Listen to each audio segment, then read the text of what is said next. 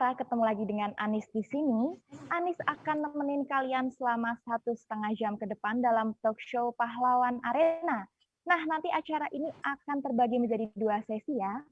Sesi pertama adalah talk show selama 60 menit dan setelah itu kita lanjut sesi selanjutnya yaitu Q&A atau tanya jawab. Nah, udah pada penasaran belum siapa yang bakalan ngobrol sama kita sore ini? Nah, sore ini kita bakalan ngobrol sama Ibu Lilis Handayani. Halo Ibu, apa kabarnya? Luar biasa. Luar biasa. Selamat Hari Olahraga Nasional ya Ibu ya. Ya, selamat Hari Olahraga Nasional. Sama-sama. Salam olahraga.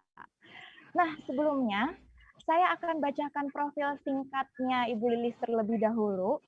Nama Ibu Lilis Handayani ini sudah tidak asing lagi dalam dunia olahraga. Ibu Lilis merupakan atlet panahan andalan Indonesia, dan ia juga menjadi atlet panahan yang merebut medali pertama untuk Indonesia di Olimpiade Seoul 1988.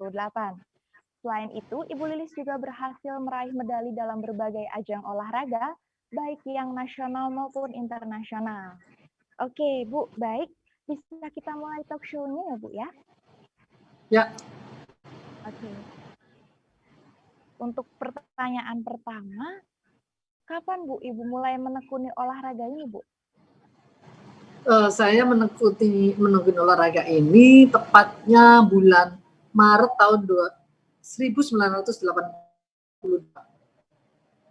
Oh, oke. Ya, setelah itu baru pertama kali pegang busur. Nah, setelah itu 3 bulan kemudian baru ikut, 1 bulan ikut kejuaraan, kemudian 3 bulan ikut kejurnas. Oh, oke. Kalau dari berdasarkan data yang kami dapat itu, apakah benar Bu, dulu itu Ibu merupakan atlet pencak silat, Bu? Iya, betul. Jadi memang, jadi pada awal saya mengikuti olahraga panahan itu kan bulan Maret tahun 1982.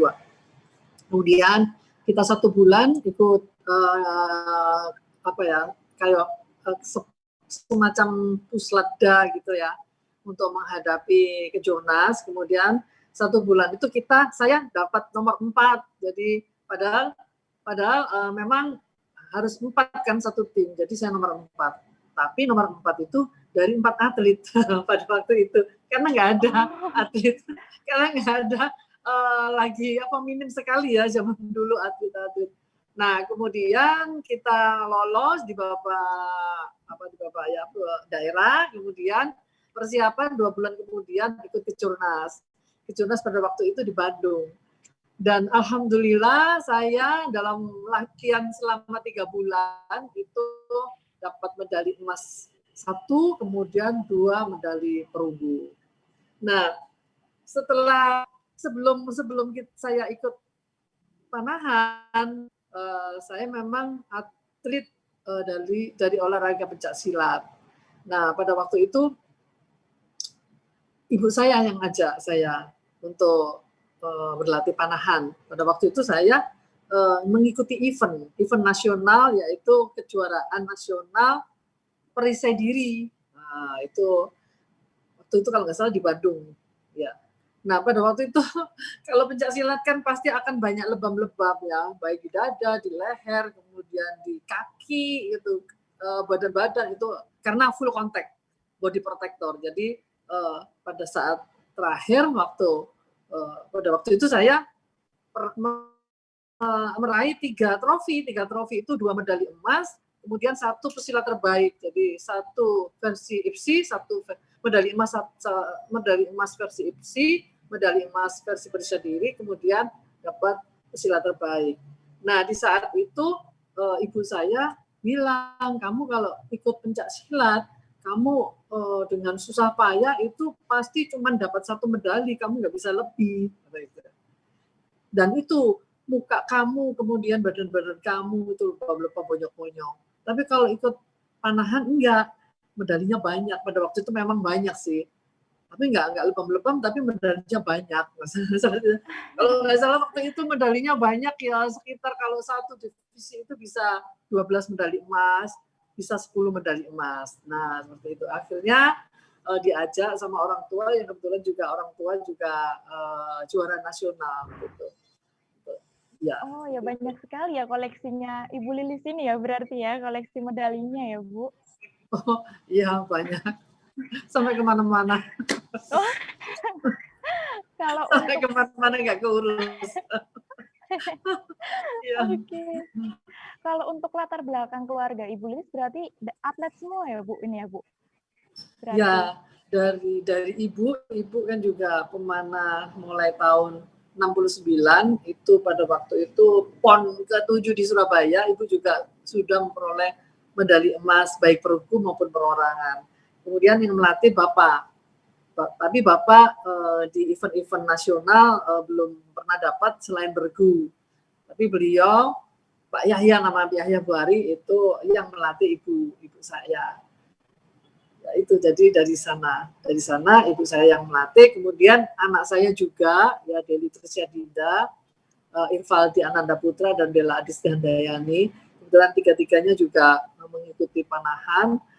Yang Deli Trisya Dinda dan Della Adistia Handayani itu juga pernah mengikuti SEA Games. Kalau Deli Wow. itu sampai Asian Games. Yang putra Irvaldi ikut PON aja, jadi nasional. Ini nanti PON di Papua, keduanya ikut. Yang Deli lagi free, lagi nggak ikut sekarang. Ya, Oh, semoga pelatih hasilnya ya baik ya, Bu, Deli ya. sekarang. Ya, yang dua nanti di PON ikut atas nama Jawa Timur. Oke. Gitu ya. Oh, mewakili Jawa Timur ya, Bu, berarti ya? Iya, iya. Oke. Kalau untuk anak-anak Ibu sendiri ini memang didorong oleh Ibu untuk menjadi atlet panahan atau bagaimana, Bu? Ya, sebenarnya sih saya tidak memfokuskan untuk kamu harus ikut panahan, enggak. Tetapi menurut berjalannya waktu pada saat itu, saya kan tiap hari kan TC. Jadi TC training center, baik kalau misalkan nggak di nasional, kita di daerah pasti latihan. Nah, di situ saya pasti tiap hari ke lapangan. Nah, kemudian anak-anak itu biasanya antar sekolah, kemudian pulangnya ke lapangan, supaya nanti pulangnya Oh. sama-sama. Nah, biasanya kalau di lapangan mereka itu main-main kan, muter-puter di lapangan main. Sepertinya mentok karena puter-puter dan melihat kita pas latihan. Nah, baru setelah itu, kamu mau misalkan ya coba. Nah, begitu coba mereka keterusan seperti itu. Jadi awalnya Oh. saya sih enggak, kamu harus ini, enggak, cuman dia aja. Dan kebetulan juga kita kan punya nggak dipakai seperti itu ya. Jadi kita punya alat gitu. Nah, itu ada alat yang nggak dipakai, coba aja, enteng kok. Tapi nanti berjalan waktu ketika mereka menyukai dan senang dan mulai prestasi yang bagus, ya pasti alatnya ganti seperti itu. Oh, ya berarti memang sudah terkondisi untuk mengikuti ibunya ya, Bu, ya? Iya. Nah, Bu, kalau boleh tahu selain dari ayah dan ibu Lilis, siapa aja, Bu, orang yang berjasa bagi Ibu? Sampai Ibu bisa memenangkan Ya, beragam pertandingan. ya, tentunya selain dari kedua orang tua, juga dari suami dan anak-anak. Tapi pada saat Olympic Games kan anak-anak belum ada, dan pastinya juga teman-teman juga yang mensupport, kemudian juga masyarakat juga yang mengetahui bahwa saya adalah seorang pemanah itu ya. Mereka juga mensupport, baik support dari pelatih, kemudian dari pengurus juga, dan teman-teman, kemudian keluarga juga. Karena memang keluarga saya keluarga panahan. Jadi sebelum saya berhasil itu memang dari kedua orang tua. Setelah berhasil, saya juga ternyata anak-anak juga mau untuk diajari panahan. Ya sudah, berarti kita keluarga panahan. Ya. Luar biasa sekali, Bu. Nah, Bu, saya mau nanya-nanya tentang Olympic Games di Seoul, Bu, yang Ya. Ibu memenangkan. Nah, itu gimana, Bu, perjuangan Ibu dan dua rekan Ibu, Ibu Nur Fitriana dan Kusuma Wardani? saat mempersiapkan Ya, kompetisi tersebut, Bu? ya. Jadi itu memang diawali dari kejuaraan pada waktu itu kan tahun 88 ya. Pada waktu itu diawali kejuaraan di tahun 85 SEA Games. Kemudian 87 juga SEA Games. Nah, pada saat tahun 85 itu saya baru pertama kali ikut mengikuti ini kejuaraan event-event internasional. Nah, pada saat itu juga saya dapat medali emas, dan medali emas itu beregu antara saya, Nur Fitriana, kemudian Kusuma Wardani, dan satu Fitrisal Iriani, kan 4 orang. Nah, dari sana kita digodok 4 orang ini. Tapi memang sebelumnya ketika masuk pusat latihan nasional itu ada 10 orang dari hasil seleksi nasional. Kemudian setelah diseleksi kita tinggal 4 orang. Nah, 4 orang itu ya ini, saya, Nur Fitriana, kemudian Kusuma Wardani, dan Fitri Saliani. Nah, pada saat berangkat memang tinggal 3 orang. Nah, terpaksa pada waktu itu yang tersingkir adalah Fitri Saliani. Kita bertiga, Nur Fitriana, saya, dan Kusuma Wardani. Dalam perjuangan itu memang kita benar-benar dipacu ya. Kita memang kita nggak tahu kalau kita itu masuk dalam rencana strategi 5 tahun gitu. Mulai tahun, sebenarnya mulainya tahun 5 tahun itu berarti mulai tahun apa ya, 82. Tapi saya masuknya kan 85. Nah, 85 ke 88 berarti saya masuk 3 tahun. Tapi kalau Nur Fitriana memang sudah direkrut rencana strategi 5 tahun. Dan dalam rencana strategi 5 tahun ini memang PB Perpani pada waktu itu mentargetnya 1 medali perunggu gitu. Dan alhamdulillah bisa dapat medali perak. Tapi memang sebenarnya sudah terencana gitu. Tapi kita kan pada waktu itu atlet, jadi kita nggak tahu. Pokoknya kita latihan aja. Jadi kita bertiga itu, wah, prosesnya ya itu dalam 3 sendi 70%, Mbak. Ya seperti itu. Tapi sebenarnya dalam proses di film 3 Sri Kandi itu sebenarnya galaknya Donald Pandiang itu lebih dari itu gitu. Waduh. Tapi ya kita bertiga juga bersyukur ya dengan galaknya Donald Pandiangan itu. Kita bersyukur pada waktu itu kita mau menerima gitu. Kita mau menerima bahwa itu memang untuk kita, untuk kebaikan kita. Mungkin kalau dibandingkan ya dari atlet zaman saya sama atlet zaman sekarang beda. Kalau atlet sekarang dilakukan disamakan dengan pada waktu saya pada waktu itu latihan dengan dilatih Donald Pandiangan, pasti kabur semua. Tapi pada waktu itu kita bertiga itu kompak, terus mau, terus tujuannya itu juga kita sama, jadi biar diapa-apain meskipun kita nangis, gondok dan sebagainya, kita tetap satu tujuan, yaitu gimana caranya kita bisa nyampe di Olimpiade seperti itu. Kita kan nggak tahu Mbak ya, di Olimpiade kayaknya itu pada awalnya kayaknya itu di Olimpiade itu tidak mungkinlah kita dapat medali. Tetapi ketika berjalannya waktu 3 bulan sebelum berangkat itu kemampuan kita, potensi kita untuk bersaing dengan para atlet dunia itu meningkat, dibuktikan dengan 1 bulan sebelum event Olympic Games kita bertanding, berlomba di Eropa selama 1 bulan itu muter Mbak. Jadi muter ke Belgia, kemudian ke Wilsheim, Jerman, kemudian ada di Swiss, itu kita muter. Kita di sana selama 1 bulan dan terencana di sana kita ngelihat Bang Donald Pandiangan yang lihat, oh di sana ada event, di sana event, jadi nanti ke sana pada akhirnya kita sampai ke kejuaraan di Jerman Wilsheim. Kebetulan di sana itu juga semacam prakualifikasi untuk Olympic Games waktu itu. Nah, kita juga dapatnya dari sana. Pada waktu itu kita dapat medali perunggu untuk bergunya. Kemudian perorangannya kita dapat nomor berapa ya? Nomor 4 kalau nggak salah. Perunggu juga.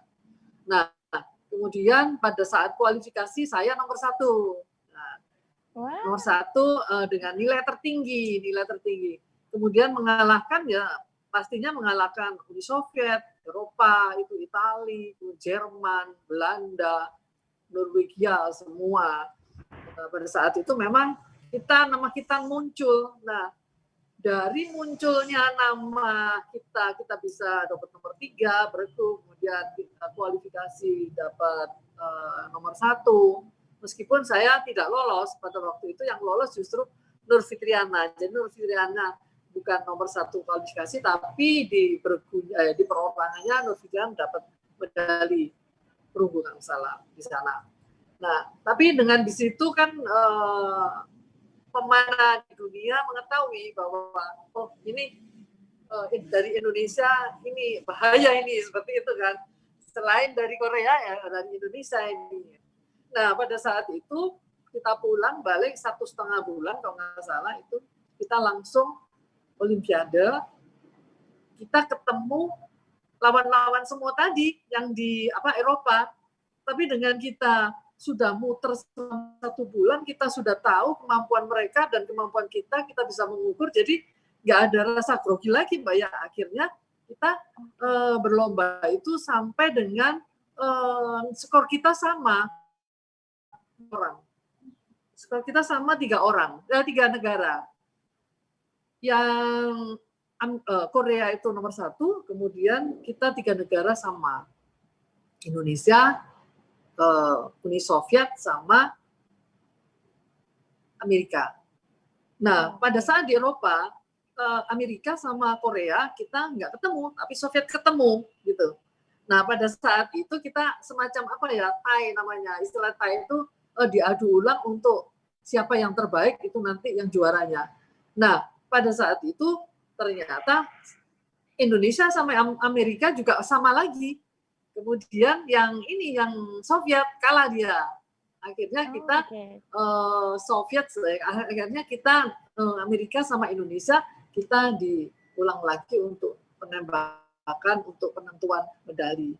Di situ kita kan nomor 1 kan sudah Korea, tinggal kita perebutkan nomor 2 dan 3, perak atau perunggu.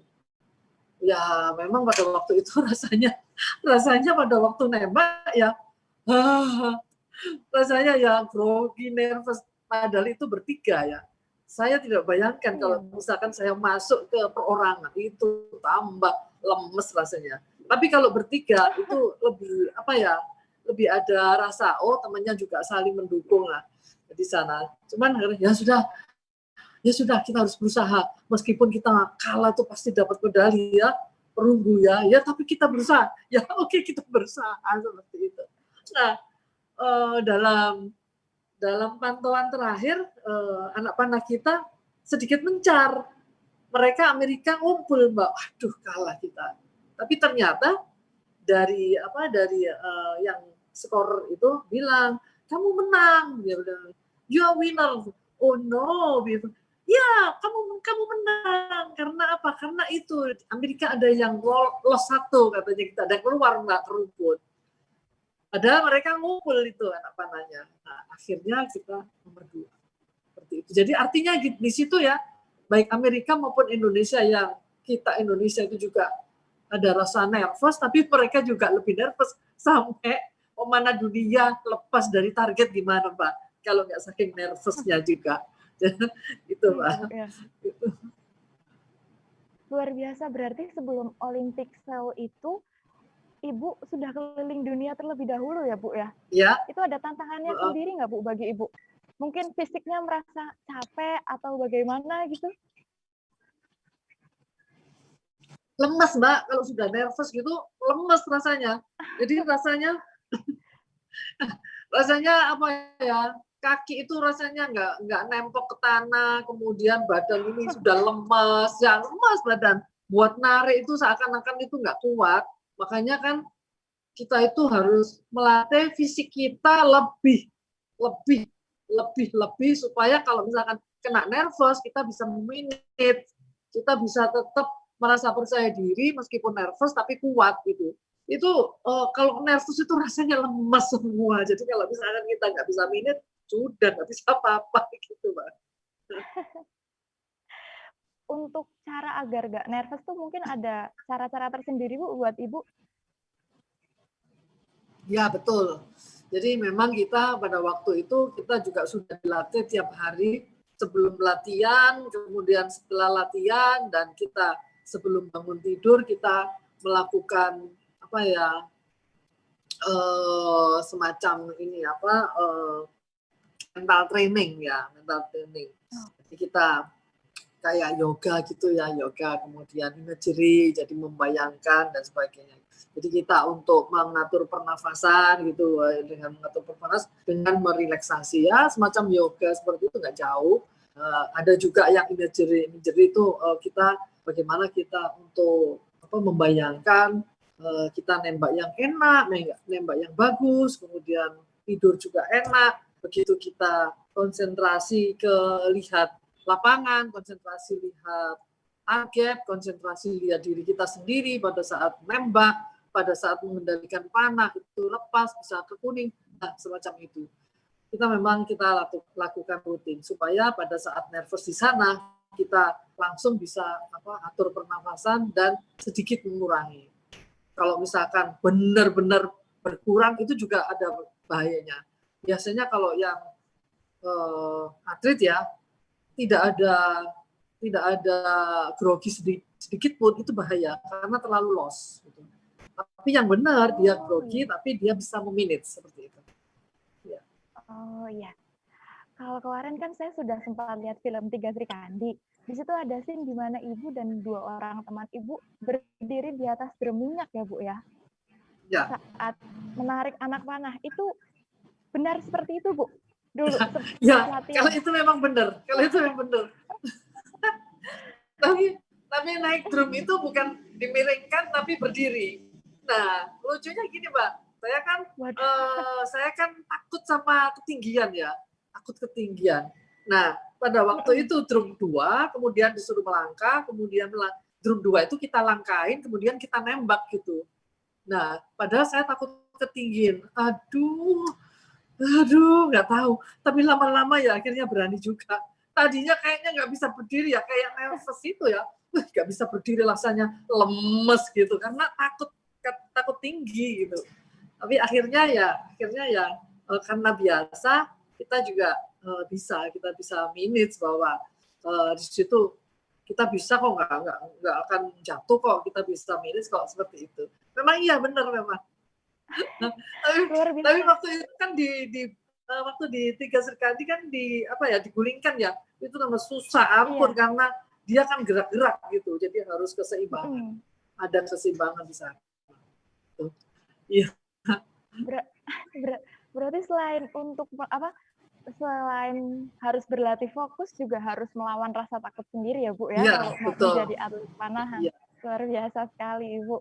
Nah Bu, selain pas Olimpiade Seoul ini, siapa sih Bu rival terberat buat Ibu dan kedua teman Ibu lainnya? Ya, tadi Mbak, rival terberat sampai dengan sekarang itu Korea Mbak. Pada waktu itu Korea juga mulai tahun berapa ya, tahun 80-an kalau nggak salah, itu dia sudah mulai bagus. Sebelum tahun 80-an itu Amerika dan Soviet. Kemudian nyusul Korea tahun 76, 77 itu mulai bagus-bagus sampai tahun 80-an Korea bagus.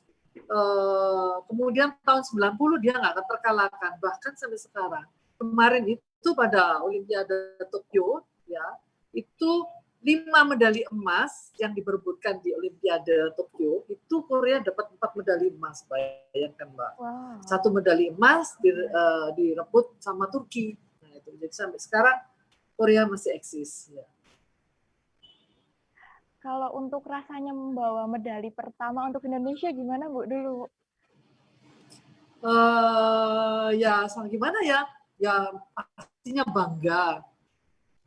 bangga karena tadinya itu Donald Pandiangan itu selalu mengingatkan, kamu di sini adalah pakai uang negara, pakai uang masyarakat.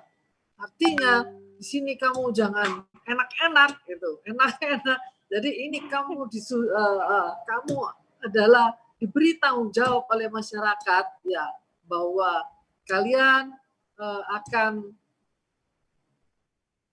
akan olahraga Olimpiade ini harus bekerja keras seperti itu. Oke. Tadi nggak muncul Bu gambarnya, maaf. Iya. Aduh, ada telepon, Mbak. Oke. Oh, ya. oke. Baik, Bu. Ya. Nah, Bu, selain Olimpiade Seoul ini kan Ibu pernah memenangkan medali emas PON 7 kali berturut-turut, Bu. Luar biasa sekali. Ya, betul. Olimpiade menang, PON juga menang, Bu. Gimana, Bu? Kisahnya gimana, Bu? Jadi itu, Mbak. Awal yang tahun 82 itu pertama kali saya ikut kejurnas ya. Itu prapon untuk mendapatkan tiket dalam PON. Nah, pada waktu itu tahun 83 saya pertama kali ikut PON. Nah, tahun 83 itu saya juga sudah dapat medali, kalau nggak salah medali berapa ya?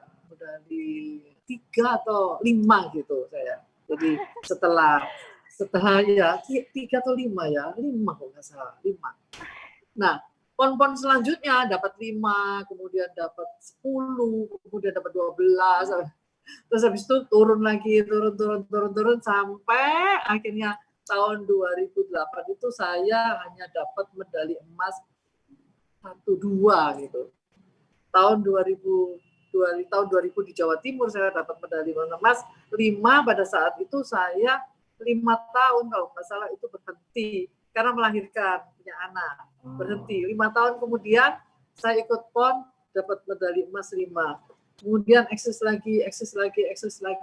Jadi ya itu, Mbak, yang namanya sukses itu adalah kalau orang sukses adalah orang yang tidak pernah berhenti. Ketika kalian semua misalkan orang-orang itu berhenti, ya udah nggak terulang lagi suksesnya. Tapi ya kalau kita mau melakukan terus kita lakukan berulang-ulang sampai kita sukses, ya sukses terus, Mbak, seperti itu. Kalau pas 5 tahun vakum itu ada rasa kangen nggak, Bu, sama olahraga panahan, Bu? 5 tahun vakum cukup lama sekali. Ya, jadi dalam 5 tahun vakum itu tetap saya juga latihan. Kalau misalkan nggak latihan, nggak mungkin, Mbak. Karena benar-benar loss. Tapi memang pada waktu itu untuk mengembalikan 5 tahun ya, mengembalikan sebelum 5 tahun itu 3,5 tahun saya latihan, jadi 1,5 tahun baru balik. Jadi sebenarnya kalau dengan fisik yang seperti dulu ya, misalkan saya berhenti 1 tahun itu dalam waktu 3 bulan itu sudah mulai balik. Tapi belum stabil. Jadi masih di tengah-tengah, belum peak performance. Nanti setelah 6 bulan itu baru bisa balik kita. Tapi 3 bulan itu sudah mulai. Jadi praktis kalau misalkan dulu ya, kalau sekarang mungkin lebih dari 6 bulan, kalaupun saya mau, kalau sudah bisa, kalaupun bisa. Itu kan bisa di-manage juga dengan peralatan kan. Kalau misalkan dulu peralatan kita bisa kuat, pakai peralatan yang berat, tapi sekarang misalkan saya nembak, pakai peralatan yang ringan. Itu jadi dulu itu 6 bulan kita bisa. Nah, pada saat kita latihan 1,5 tahun, itu sudah bisa ngejar. Kalau sekarang pun kalau waktu 6 bulan tuh saya harus benar-benar konsentrasi. Dalam waktu 6 bulan tuh benar-benar konsentrasi untuk tiap hari latihan, baik secara fisik, mental, dan tekniknya. Tapi kalau misalkan latihannya itu ogah-ogahan, artinya latihan tuh 1 hari cuman 1, 2, 3 jam, tapi tiap hari atau seminggu 2 kali nggak bisa 6 bulan. Pasti mundur, bisa 2 tahun, seperti itu. Oh, iya. Berarti untuk rata-rata waktu latihan Ibu itu berapa jam, Bu, per hari, Bu? Kalau seperti itu, Bu? Per hari rata-rata itu bisa 6-8 jam. Ya. Bisa Berarti lebih, bisa 10 sepertiga hari. jam kalau itu ditambah dengan latihan malam. Biasanya latihan malam kita itu ditambah, tapi nggak setiap hari ya. Itu kalau di daerah itu selama 2 jam. Jadi untuk lebih fokus karena gelap ya. Tapi kita ada lampu yang lokal gitu, area target aja. Nah kita juga lebih fokus, kemudian juga lebih untuk ini kan mata ya, untuk konsentrasi mata dan konsentrasi nggak melihat semuanya. Jadi semua kan gelap, yang terang kan cuma targetnya saja. Jadi ya benar-benar feeling kalau latihan malam. Jadi rata-ratanya 6 sampai 8 jam. 8 jam. Bu, kalau saya dengar Ibu ada buka sekolah panahan ya Bu di Surabaya ya Bu ya? Ya, ya. Oke Bu. Nah, kalau selama masa pandemi ini gimana Bu pembinaan atletnya? Ya, jadi sebenarnya Pembinaan. olahraga saya buka sekolah panahan itu sudah inginnya itu tahun 96. Tapi pada saat itu kita terkendala dengan pelatih, pastinya juga dengan lapangan. Nah, kebetulan pelatih-pelatih yang saya rekrut itu juga dari pelatih pelatih sesama saya pelatih, dan juga ada yang kita rekrut juga atlet. Jadi ketika itu sekolah, pada waktu itu kita pikir kalau sekolah ini berbayar itu akan lebih meningkatkan profesional. Tetapi kalau berbayar, padahal saya waktu itu masih eksis di Panahan, ketika nanti saya ikut event pasti sekolah akan berhenti. Akhirnya kita sudah nggak berbayar, tapi kita membuat semacam klub seperti itu. Nah, klub pada waktu itu kita tahun 1996 ya kalau nggak salah, kita bangun di situ awal cikal bakal dari sekolah panahan sekarang itu namanya El Hassas, Lilis Handayani Sri Kandi Archery School. Dulu waktu awal-awal namanya SAS itu Sri Kandi Archery School. Itu. Nah, sekarang karena saya juga kerja ya Mbak ya, jadi saya juga untuk eksis di sekolahan itu juga sulit, tidak mudah juga untuk mengatur waktu saya. Tapi ternyata anak-anak mau gitu untuk mengembangkan. Nah di sini yang pegang yaitu Della Adisti Handayani, anak saya ketiga. Dia mau pegang dan dia juga mau mengembangkan sekolah panahan ini. Alhamdulillah dari situ sudah berjalan berapa tahun ini ya, 4 tahun ya sekitar 4-5 tahun sudah, 4-5 tahun ini ada beberapa atlet-atlet meskipun sudah mulai bagus gitu, meskipun masih belum nasional, tapi sudah mulai bagus dari sana. Dan ini memang di saat pandemi kita terkendala karena apa? Karena lapangan kita tidak boleh pakai gitu, jadi juga terkendala. Kita lakukan juga untuk latihan melalui offline ya, online ya, itu juga terkendala juga, tapi tetap kita lakukan online juga. Jadi dari fisik atau dari latihan kering itu di sana. Nah, ketika ini boleh latihan, boleh PPKM sudah reda, itu kita mulai latihan. Ada PPKM lagi, berhenti lagi, ya gitu. Ya, yang penting kita sehat dulu ketika ada PPKM. Ya. Memang ini Mbak, memang ini terkendala juga dengan adanya pandemi ini. Oh iya. Kalau untuk selama pandemi ini ada jadwal lomba yang harus tertunda, Bu? Ya pastinya Mbak, banyak yang tertunda. Bahkan pada tahun 2020 itu kayaknya nggak ada lomba sama sekali. Tahun 2021 ini yang mulai, tapi nggak full seperti dulu. Gitu. Nah sekarang itu juga mulai muncul satu nggak full.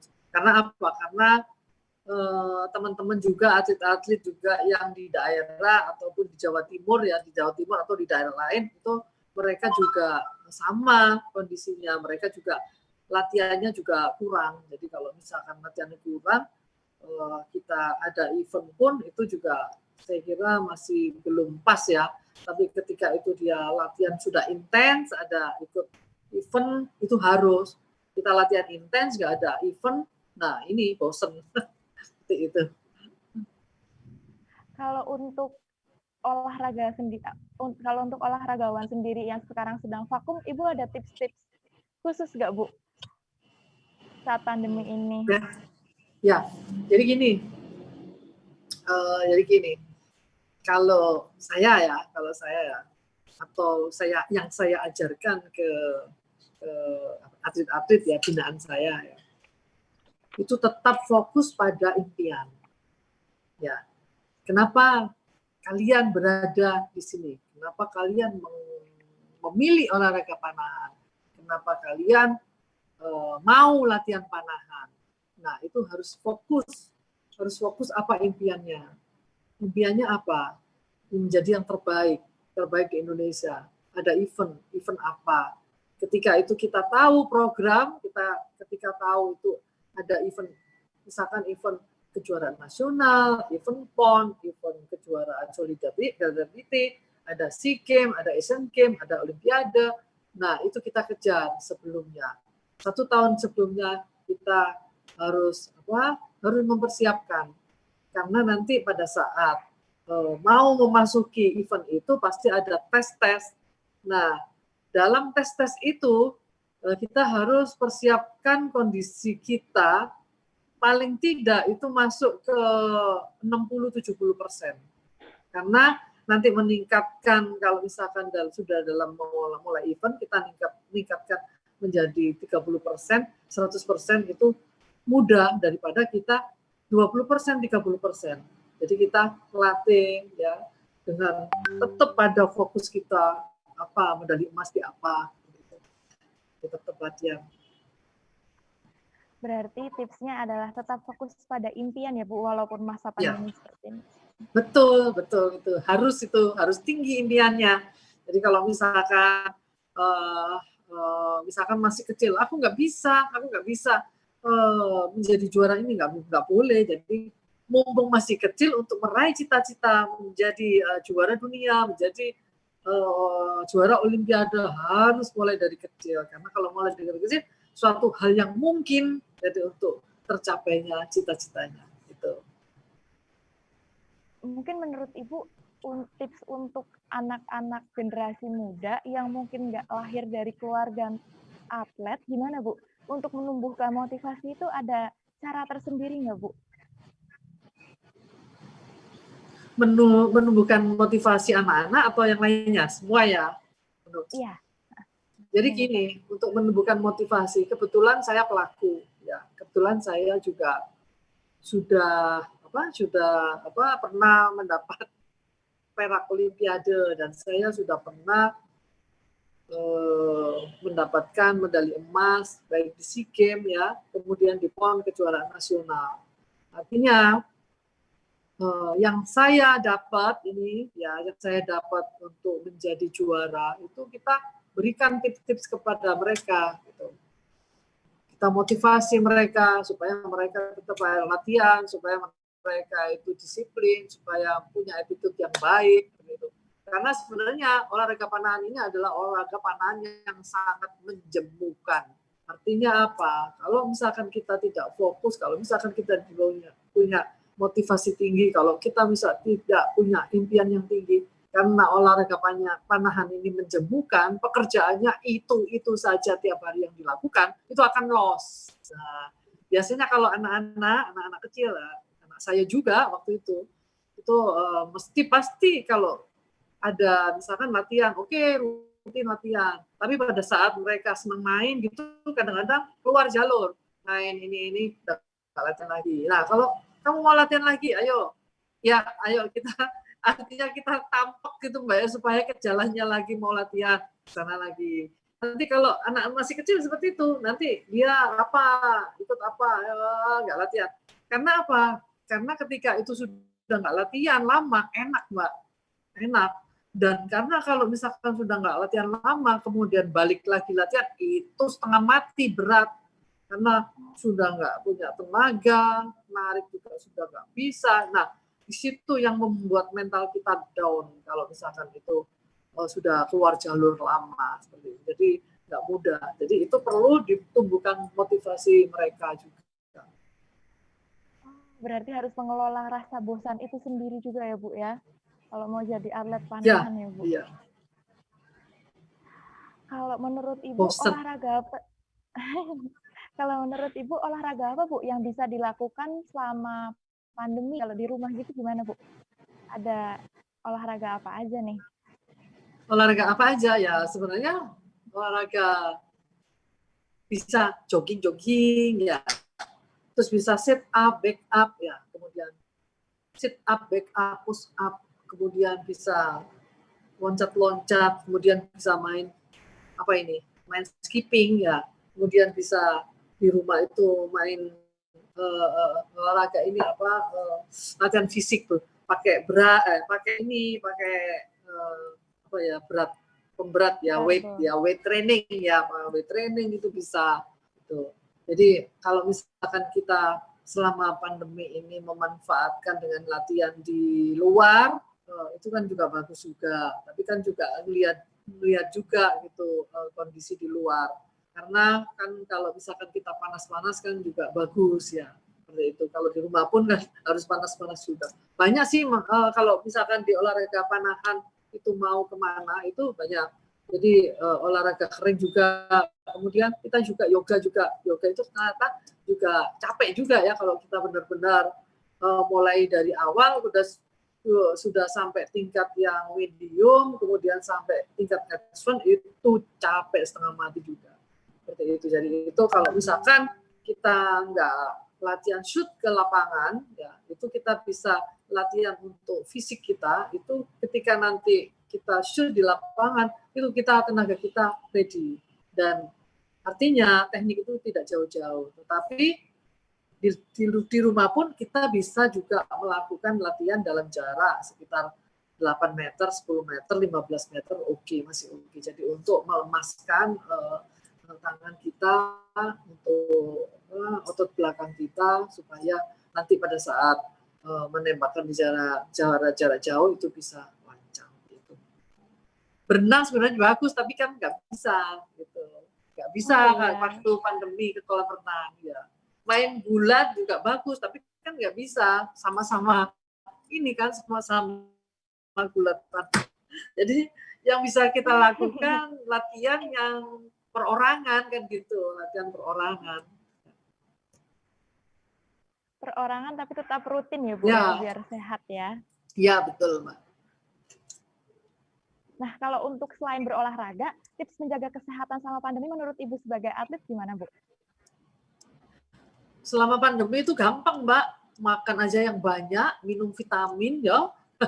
Tidur cukup, tapi nggak tidur pada waktu pagi atau siang hari, karena pagi siang hari itu kita harus keluar keringat ya, istirahat juga cukup, makan banyak yang penting, makan banyak, kemudian olahraga banyak juga, udah cukup. Minum vitamin jangan lupa, kemudian vitamin C, vitamin D, vitamin E. Kalau saya itu mulai tahun 1996 sampai tahun 2021 ini vitamin A sampai Z saya minum. Wah luar biasa sekali, masih fresh ya Bu ya. Ya saya minum.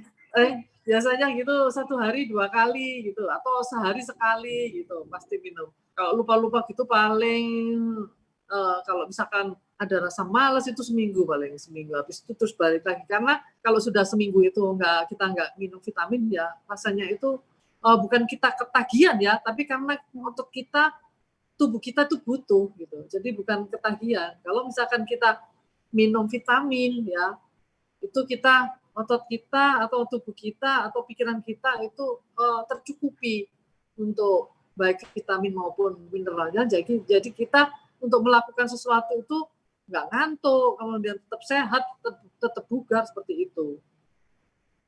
Luar biasa Bu tipsnya. Nah Bu, karena ini sudah ada pertanyaan yang masuk dari partisipan, bisa kita mulai langsung ya Bu? Ya baik. Ya Bu ya. Ya. Oke. Ini ada dari Pak Suhendra. Salam hormat untuk Ibu Lilis yang legendaris. Adakah filosofi yang selalu dipegang oleh Ibu ketika bertanding panahan? Ya, jadi filosofi saya pada saat bertanding ya. Jadi gini Mbak, itu dari Bapak ya, dari orang tua saya, Bapak ya. Pak siapa? Pak Hendra? Pak siapa? Pak Suhendra, Bu. Pak Suhendra ya. Dari orang tua saya Pak Suhendra ya. Jadi kalau misalkan bertanding itu kamu harus seperti kepala kuda gitu, yang ditutupi nggak usah ngelihat kiri kanan gitu. Karena apa? Karena olahraga panahan itu adalah olahraga yang mengalahkan diri sendiri.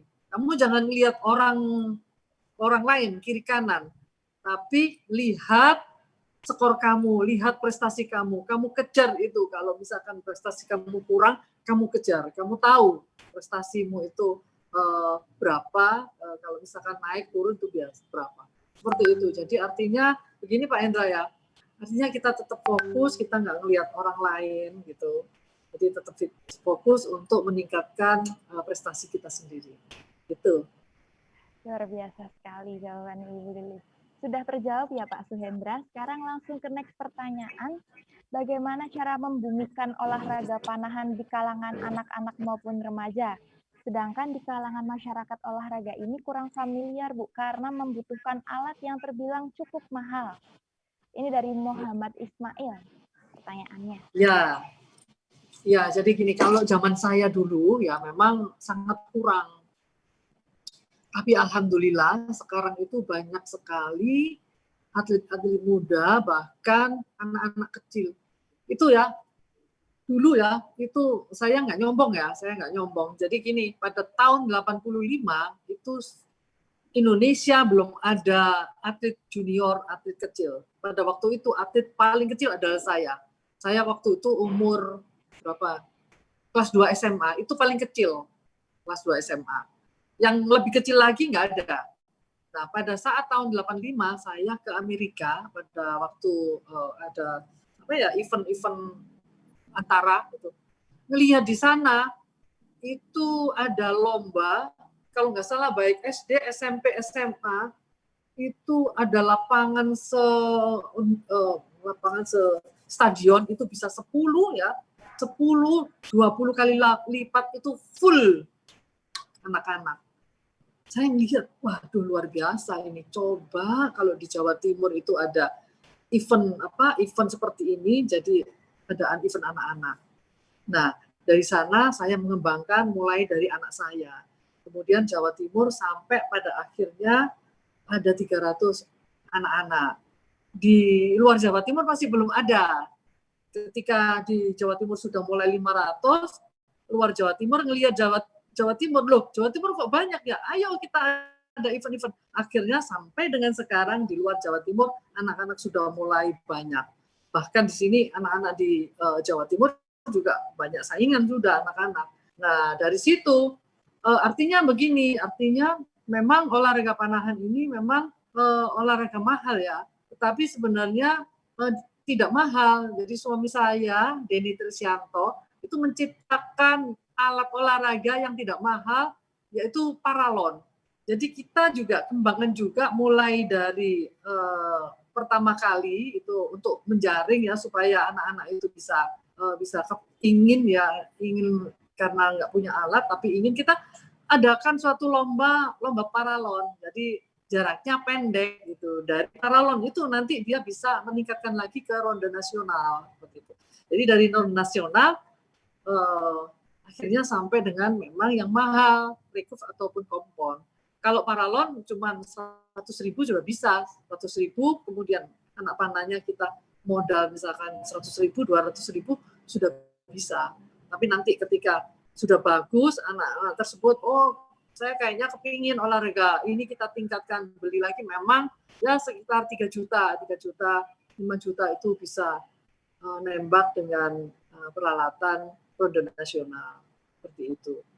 Memang Mbak, jadi kita memang dari dulu olahraga panahan terkendala dengan itu, tapi sekarang di kalangan masyarakat di Indonesia, Jawa Timur dan Indonesia itu anak-anak dan remaja sudah mulai banyak.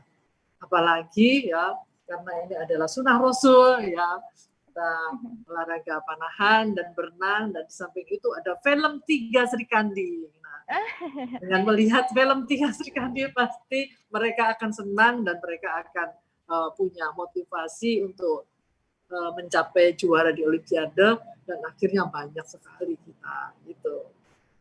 Di mana ada keinginan di situ ada jalan ya Bu ya berarti ya. Halo, Bu. Ya, iya. Iya, Mbak. Ibu bisa mendengar suara saya? Sudah, bisa. Oh iya. Di mana ada kemauan di situ ada jalan ya Bu berarti ya. Luar biasa Iya, sekali. betul, Mbak. Oke. Selanjutnya dari Waroh Davi, Bu. Saya Waroh dari Jakarta Utara, izin bertanya bagaimana cara memberikan support untuk anak agar giat berlatih panahan. Terima kasih, Bu. Ya, memang ini tidak mudah untuk memberikan support ke anak-anak supaya mau latihan ya. Ya memang itu tadi lihatin film Tiga Sri Kandi. Nah, setelah itu baru cara mensupport ketika nembak ya, pastinya kan pasti kena kuning ya. Saya dulu juga gitu, disupport sama orang tua saya. Ketika saya nembak dari 10 panah, 1 kena kuning, itu dipuji luar biasa sama orang tua saya, sama bapak saya. Oh, kamu itu sangat luar biasa gitu. Karena apa? Karena kamu bisa nembak kuning. Bapak ini sudah lama nembak kuning pun jarang. Jadi coba diulangi lagi untuk nembak kuning. Nah, dari situ akhirnya apa? Akhirnya saya kepingin nembak kuning terus. Gimana caranya? Meskipun dari nembak kuning 2, 1, 2, 3, 4 itu dari beratus-ratus, berpuluh-puluh, beratus-ratus, bahkan beribu-ribu anak panah yang kita tembakkan seperti itu. Dan untuk mensupport lagi, selain itu, kalau misalkan orang tua, kita sebagai orang tua ya, itu support anak kita untuk membeli peralatan yang memadai. Karena peralatan ini sangat menentukan. Jadi kita support ke sana, sangat menentukan. Dan jangan lupa untuk makanan, untuk gizinya mereka itu juga disupport juga. Kemudian latihan fisiknya, latihan teknik seperti itu. Tapi memang nggak mudah karena anak-anak itu kiranya itu kadang-kadang nggak fokus gitu. Tapi ketika orang tua atau pelatihnya itu bisa mensupport apa tujuan, apa enaknya ikut jadi pemanah, itu mungkin anak-anak baru bisa untuk melakukan dengan senang hati. Saya kira itu. Tadi kita Ya harus mungkin dapat bonus seperti itu, ya kan? Dapat bonus seperti itu. Nah, kalau kamu nanti menang ini, kamu dapat bonus ini. Kan sekarang anak-anak kan juga ada itu Mbak, lomba-lomba yang dapat bonus dan sebagainya. Nah, ini dapat bonus ini berarti dengan bekerja. Kalau orang tua itu bekerja setengah mati, tapi kamu hanya nembak, kamu dapat bonus. Nah, seperti itu. Saya kira itu ya. Berarti banyak sekali ya Bu cara kita untuk mensupport anak. Iya, betul Mbak. Terjawab ya Bu Waroh Davi. Nah, selanjutnya dari 039_Fatimah. Bagaimana cara Ibu mengendalikan emosi ketika memanah? Karena saya pernah di kondisi emosi buruk dan melakukan latihan panahan, walaupun sudah fokus, tetapi emosi tersebut masih mempengaruhi anak panah hilang kendali dari titik target, Bu. Iya betul Bu, Mbak. Jadi gini, ketika kita latihan, ketika kita menembak, itu ketika emosi kita tinggi, nggak akan bisa. Lebih baik jangan latihan. Saya kira itu karena ketika kita nembak itu kita penuh konsentrasi baik secara fisik maupun teknik. Di situ kita nembak beratus-ratus panah sehari. Artinya nembak beratus-ratus panah, 300 sampai 400 panah ini kita selama nembak sehari, 2 hari, 3 hari itu kita nembak itu belum tentu nembak bisa enak gitu. Kalau misalkan tanpa emosi itu kita juga sulit untuk mengendalikan karena nggak ketemu, apalagi ada emosi seperti itu. Jadi kalau saya punya tips ketika saya emosi, ya, itu memang saya sadar bahwa pikiran saya kurang bersih. Artinya saya harus membersihkan dengan menahan untuk latihan pernafasan seperti itu. Nah, saya punya kekuatan ketika saya nembak, ketika saya sudah berada di garis tembak, itu seakan-akan itu kalau saya punya emosi dan sebagainya, permasalahan dan sebagainya itu lepas. Artinya lepas itu saya bisa membedakan antara itu saya punya emosi tinggi karena sesuatu hal, itu karena ketika di garis tembak itu saya bisa mengendalikan. Gitu. Karena apa? Karena saya punya tujuan itu. Nah, biasanya emosi itu memang itu juga harus dimanage juga. Kadang-kadang kita dalam proses latihan atau kita dalam kehidupan sehari-hari antara teman gitu, ada yang wah nggak enak gitu, kita juga ada emosi seketika pada waktu itu ya.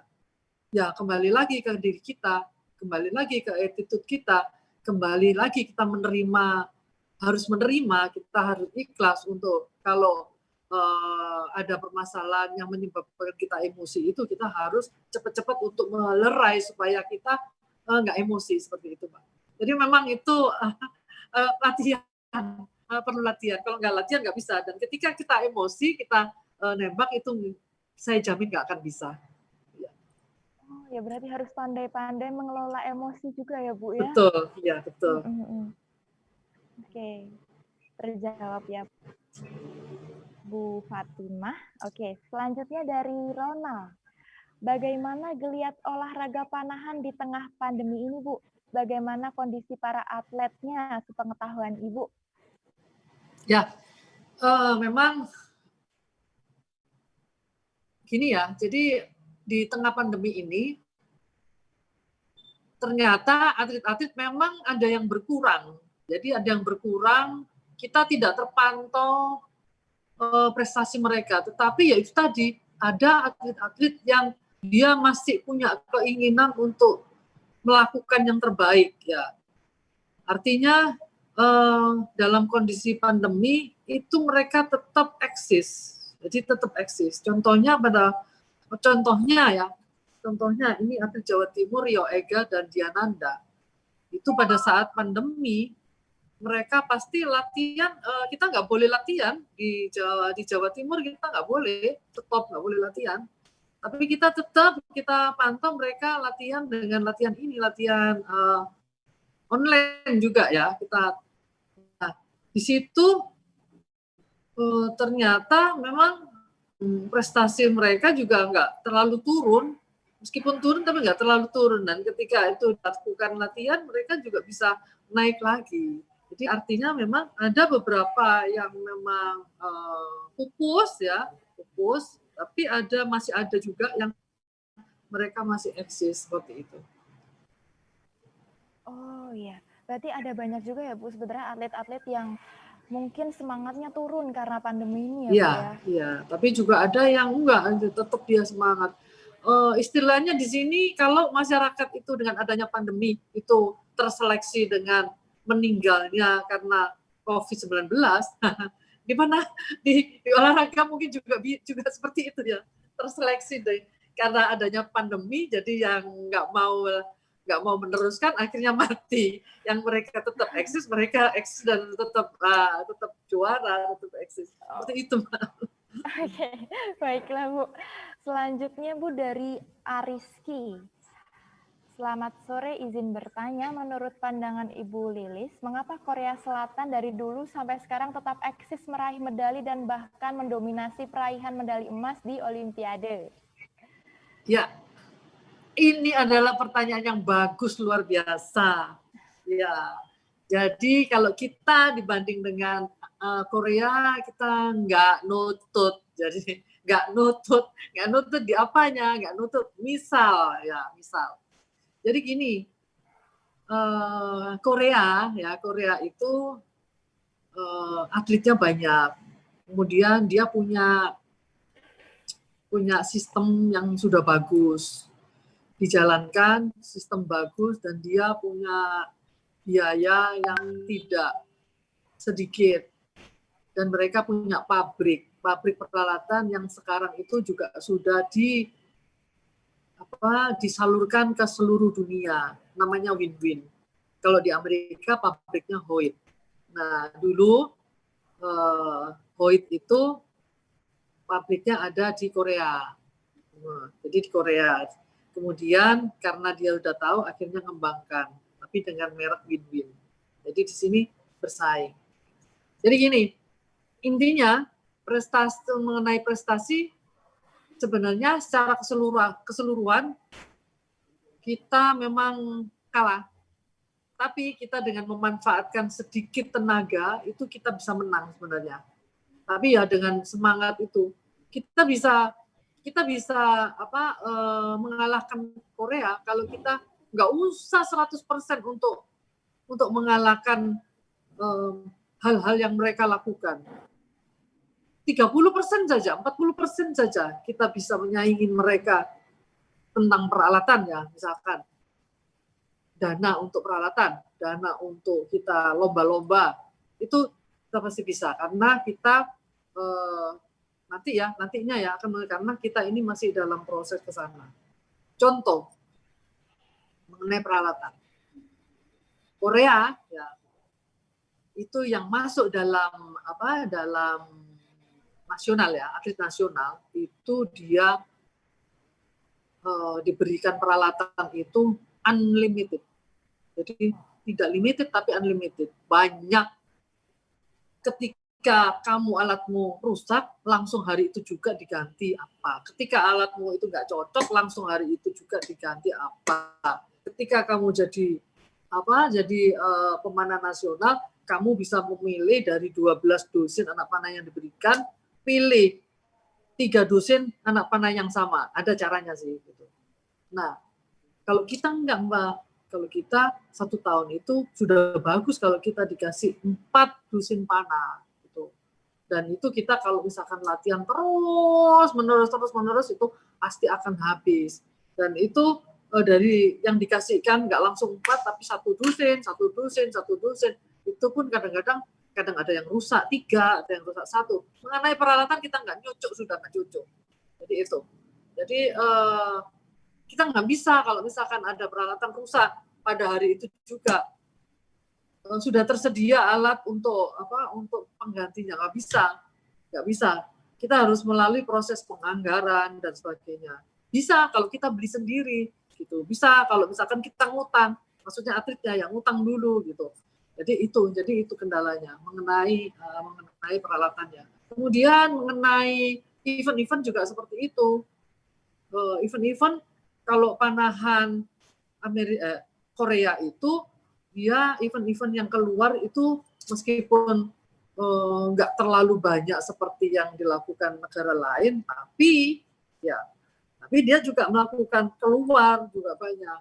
Dan di negara Korea itu sistem untuk regenerasinya itu bagus. Jadi kalau di Indonesia ya kita memilih 3 orang ya dari 3 orang, kita memilih 4 orang dari 2 orang terbaik. Jadi gini, kita milih 4 orang ini, Mbak. Yang terbaik cuma 1-2, yang 3-4 itu ya biasa-biasa lah. Tapi mereka juga juara nasional ya. Tapi kalau Korea, Mbak, mereka pilih 4 terbaik dari 100 terbaik, dari 200 terbaik. Bayangkan regenerasinya. Jadi itu banyak sekali kendala-kendala yang kita untuk ke sana itu perlu berjuang. Saya kira itu. Oh iya, baik Bu. Berarti memang kalau misalnya mau mencetak juara-juara itu tuh harus ada kerjasama ya Bu, antara pihak penyelenggara sama atletnya juga ya Bu ya? Iya, betul. Kaderisasinya mereka udah bagus.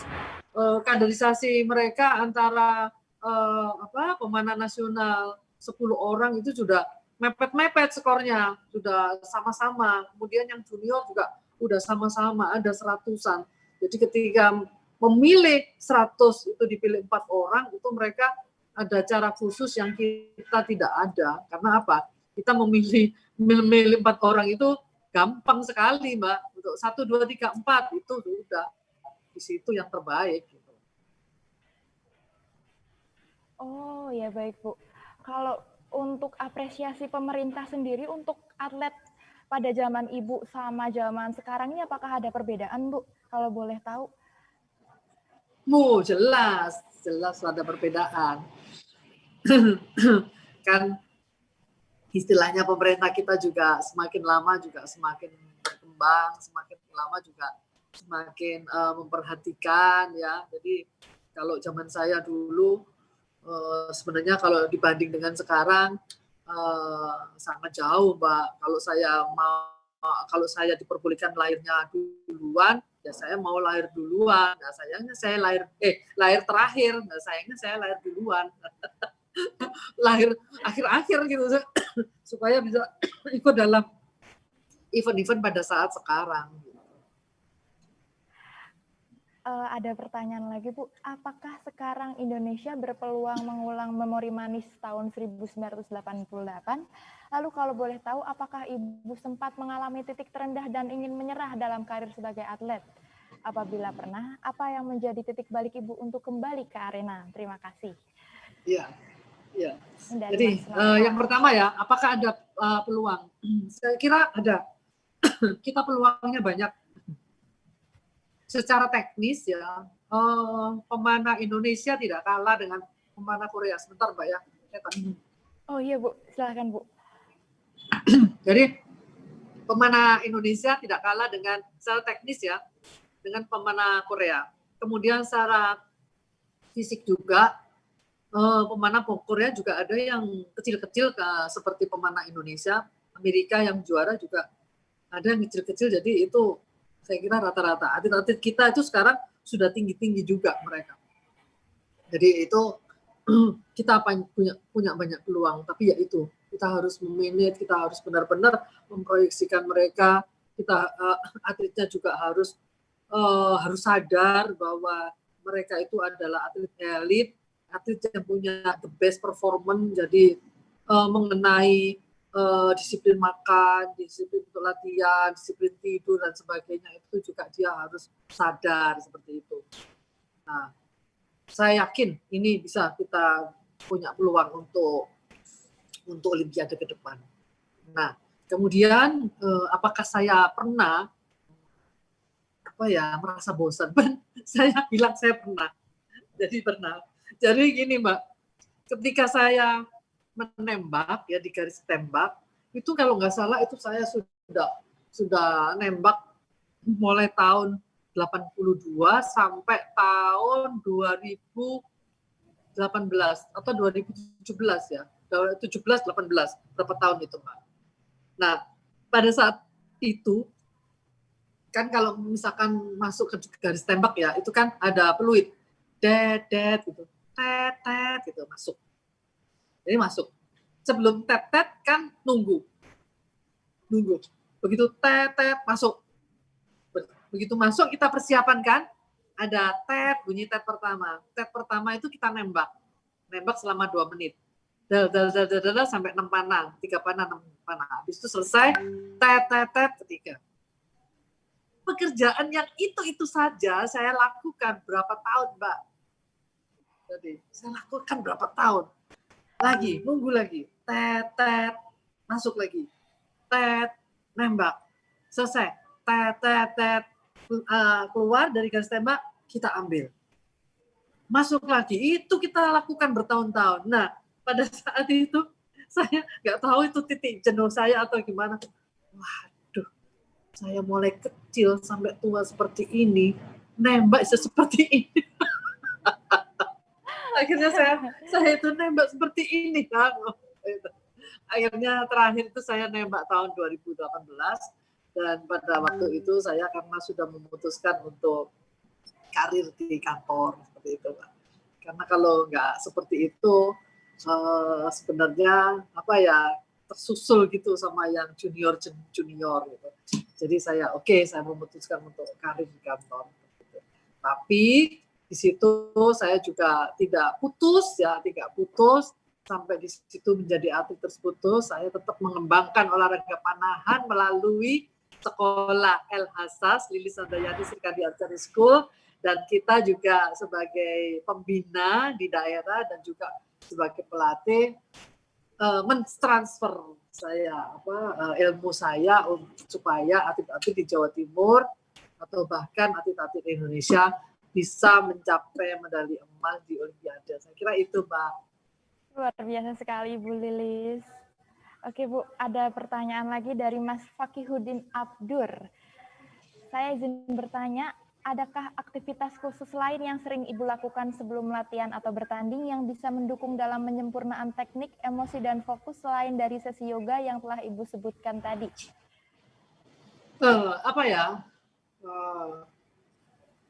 Latihan lain ya. Latihan lain itu kita ya Mas ya, kita latihan itu satu hari kan 6 sampai 8 jam. Kalau misalkan latihan lain itu belum latihan yang biasa kita imagery ya, itu di luar 8 jam itu di luar imagery, karena imagery itu latihan yang harus kita lakukan sebelum tidur, setelah tidur, kemudian pada saat istirahat itu kita lakukan di sana. Nah, latihan lain saya kira kalau latihan lain yang nggak sesuai program itu saya kayaknya sudah capek ya. Bayangkan latihan lain yang sudah kita lakukan itu ya, kita lari ya, jogging, kemudian juga bisa kita panggul-panggulan ya, latihan fisiknya ya.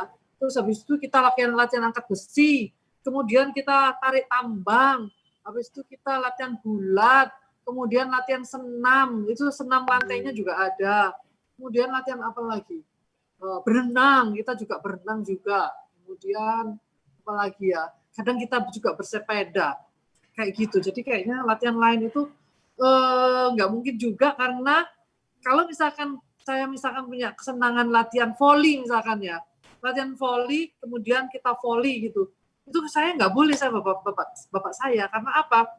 Volley itu menggunakan tangan, kan kita panahan juga menggunakan tangan. Kalau kita nanti tergilir, kita nggak bisa nembak, rugi gitu.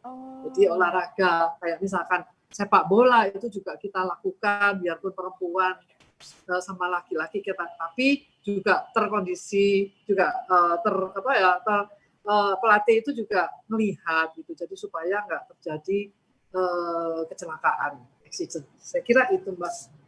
Luar biasa, Ibu. Berarti selain olahraga panah, Ibu menguasai cabur lain juga ya, Bu? Ada sepak bola, ada renang, ada gulat tadi. Iya. Wah, Itu kita lakukan. Iya, betul. Itu angkat besi pasti kan. Luar biasa. Itu dengan pelatih yang sama atau berbeda, Bu? Kalau boleh tahu.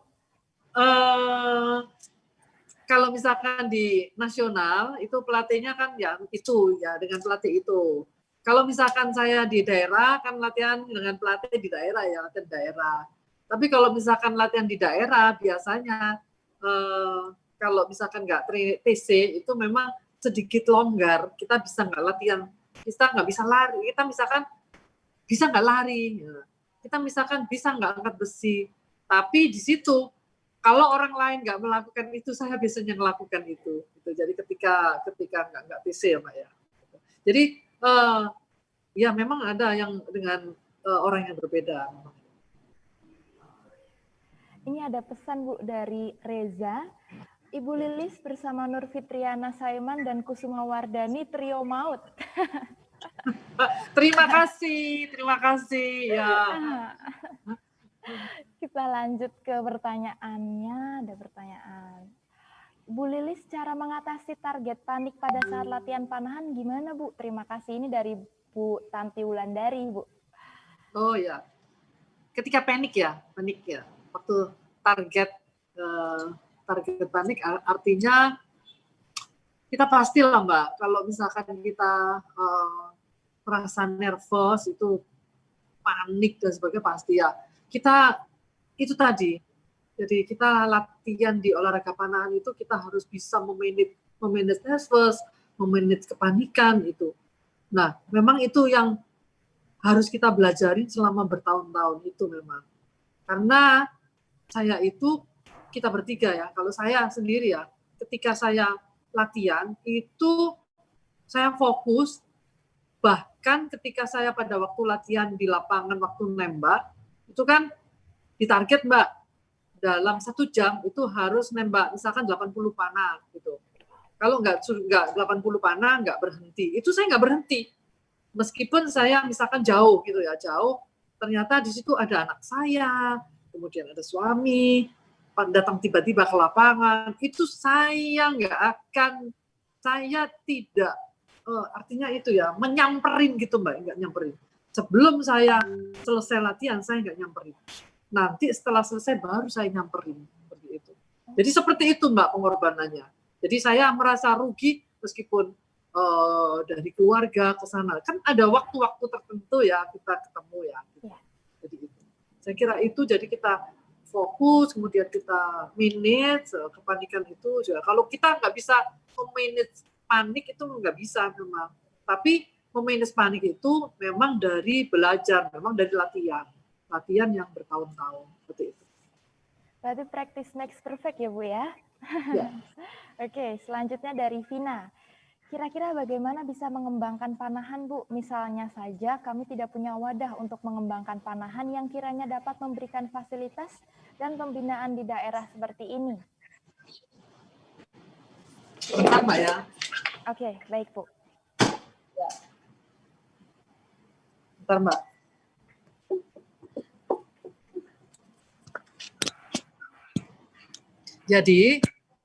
Jadi ini, memang kalau mengembangkan panahan itu harus semacam ada kerjasama ya, MOU, paling tidak harus ada syarat-syarat tertentu untuk mengembangkan ya, ada syarat-syarat tertentu. Jadi syarat tertentu minimal itu membuat klub ya, minimal kita buat klub. Kalau misalkan klub itu ada syaratnya, yaitu minimal itu punya atlet 5 orang gitu. Jadi kalau mau mengembangkan minim 5 orang. Dan ketika itu ada 5 orang, kita juga sudah melegalkan juga klub atau perkumpulan itu ke Kumham ya, dengan akte. Kemudian juga setelah itu melaporkan ke Perpani. Jadi Perpani cabang terdekat, misalkan Perpani daerah ya ke Perpani cabang. Kemudian ke Jawa Timur itu juga kan misalkan ada Surabaya, kemudian ada Malang, Pasuruan, jadi ke sana yang terdekat. Ya setelah itu dicatat di Perpani baru ini bisa mengembangkan. Kalau misalkan tidak tercatat dalam anggota Perpani nggak bisa, jadi harus masuk ke Perpani cabang di daerah itu. Saya kira itu, Mbak. Oke, terjawab ya Ibu Vina. Selanjutnya, ini 2 pertanyaan terakhir ya Bu ya? Oh iya, banyak ya Mbak ya? Iya, luar biasa sekali partisipan kita ini memang Bu. Iya. Tapi saya senang bisa nge-share juga ya apa yang saya dapat. Oke, baik. Ini dari Bu Amalia ya Bu. Amalia izin bertanya, treatment apa yang bisa diberikan untuk mengatasi atlet yang memiliki attitude yang kurang baik? Kemudian menurut Ibu, apakah sistem pembinaan panahan yang ada di Indonesia sudah cukup memadai atau masih kurang? Jikalau kurang, dari segi apa Bu? Biomekaniknya atau dari segi psikologisnya? Terima kasih. Luar biasa pertanyaannya, Ibu Amalia. Pertanyaannya bagus, pasti ini adalah pelaku, saya yakin. Saya yakin pasti ini adalah pelaku, karena pertanyaannya bagus sekali untuk mengembangkan, atau misalkan beliaunya, ibunya ini sebagai pemanah juga ya. Jadi pasti ini. Jadi yang pertama tadi apa Mbak? Lupa. Yang pertama apa Mbak? Cara mengatasi atlet yang memiliki attitude kurang baik. Oke, ya itu satu dulu ya. Jadi gimana cara? Jadi ini memang tidak mudah. Jadi tidak mudah memang. Itu ada dua hal. Ada 2 hal. Yang pertama, kalau kita melihat potensi atlet itu bagus ya, kita coba untuk kita pertahankan. Jadi kita coba untuk pertahankan, artinya kita harus istilahnya kita itu dulu, ngangkat dulu dia, kemudian kita selidiki juga, nggak langsung kita beri punishment, terus kemudian kita korek-korek juga dia kemauannya itu di olahraga panahan bagaimana, kemudian latar belakangnya juga. Nah, kalaupun masih belum bisa dari sisi itu, kita juga sudah secara maksimal ya, baik secara teknis ataupun non teknis ataupun kita memberikan motivasi lah. Kalaupun tidak bisa, dan itu kalau attitude itu harus kita berhentikan dulu, kita stop dulu memang. Tetapi ya kita jangan semena-mena melakukan tindakan skos. Kadang-kadang apa yang mereka lakukan karena attitude itu kadang-kadang ada miss gitu, ada miss antara dia mungkin dengan keluarga, miss dia dengan lingkungan, akhirnya miss juga dia dengan kita. Seperti itu. Jadi kita harus memang dari berbagai aspek itu kita harus melihat dia. Saya kira itu. Jadi kalau misalkan kita bisa bina, kalau kita bisa bina, kita bina. Kalau tidak bisa, kita binasakan.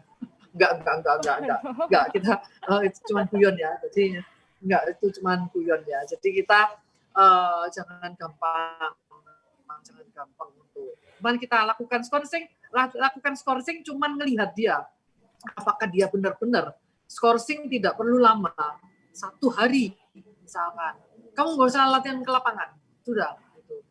Kamu nggak usah latihan ke lapangan 1 minggu, kamu nggak usah latihan ke lapangan 2 hari, 3 hari, 1 minggu. Kita lihat dari situ, ketika mentalnya tidak bagus, dia tidak akan balik lagi. Tapi kalau dia punya keinginan kuat, 1 hari nggak latihan, dia pasti balik. Apalagi seminggu, dia pasti balik. Ya. Harus melihat kondisi atletnya ya Bu ya. Oke. Pertanyaan selanjutnya itu, apakah sistem pembinaan panahan yang ada di Indonesia sudah cukup memadai atau masih kurang? Jikalau kurang, dari segi apa? Biomekaniknya atau dari psikologisnya?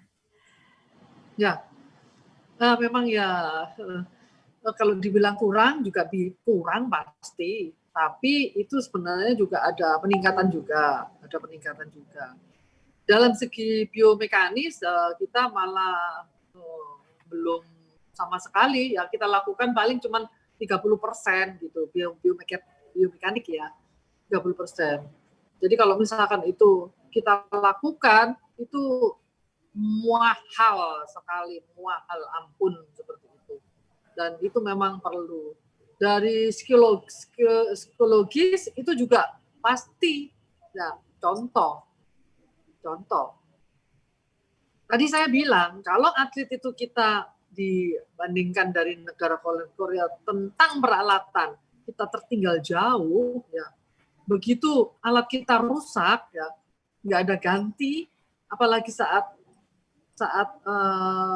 pertandingan. Kalau misalkan di Korea, saat pertandingan itu begitu rusak, sudah ada ganti. Yang dia alatnya tuh sama persis. Kalau kita misalkan punya cadangan, itu belum tentu sama persis gitu. Jadi kalau ketika itu ada kerusakan, itu sudah masuk ke mental. Karena apa? Pada saat peralatan itu kita nggak sama, kita ganti peralatan itu aja juga sudah ganti feeling. Artinya, ini enggak ya, ini sama enggak ya, kenapa enggak ya gitu. Nah seperti itu. Kemudian lain-lain juga, tapi kita juga cuma kita dalam proses latihan itu kita juga berusaha supaya atlet itu tidak memikirkan hal seperti itu. Kita harus positive thinking gitu. Tapi itu secara secara naluri itu pasti bisa mengganggu gitu. Nah, kemudian psikisnya saya kira itu, jadi mengenai hal-hal yang misalkan mereka tidak nyaman dengan pelatih gitu, mereka pasti kena psikisnya. Misalkan mereka tidak nyaman dengan pengurus gitu, kita kena gitu.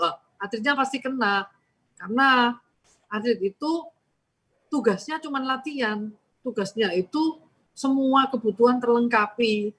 Nah, kalau misalkan itu baik pengurus, pelatih atau yang lain-lainnya itu sudah ada kendala, itu pasti masuk ke mental seperti itu.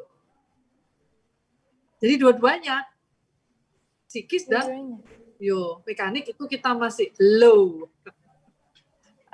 Oh iya. Baik, Ibu Amalia Rosita sudah terjawab ya, Bu ya. Selanjutnya, apa sih Bu pesan Ibu untuk insan olahraga yang sedang menghadapi pandemi COVID-19? Ya, jadi gini ya, ini mumpung ini ya saat pandemi ya. Tetap lakukan latihan ya. Nggak usah lama-lama sih, latihan cuma 1-2 jam ya. Kalau misalkan fisik itu harus, ya, latihan fisik harus. Kalau latihan fisik kan gampang, online itu bisa juga dimonitor juga kalau melalui online. Nah, tapi jangan suka nyuri, jangan suka nyolong gitu. Nyolong kalau misalkan artinya gini, ayo lakukan push up 3 kali 40 atau 50. Ya, lakukan benar-benar 3 kali 40, 3 kali 35, 3 kali 50. Nah, lakukan lagi, misalkan push up lagi, sit up 100 kali 3 misalkan, ya lakukan itu.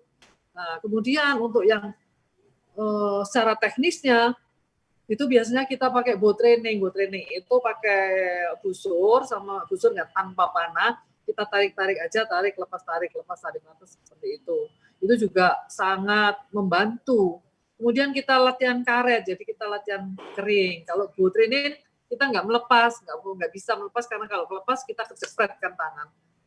Artinya kita untuk melatih supaya itu rilisnya itu bagus, bisa masuk ke otot punggung, itu kita lakukan pakai karet seperti itu. Jadi itu kalau 1 jam saja itu dilakukan itu tiap hari di masa pandemi, itu saya kira masih bisa eksis. Apalagi kalau bisa nembak misalkan di sekitar rumah kita bisa jarak 5 meter, 10 meter, 8 meter, tambah bagus.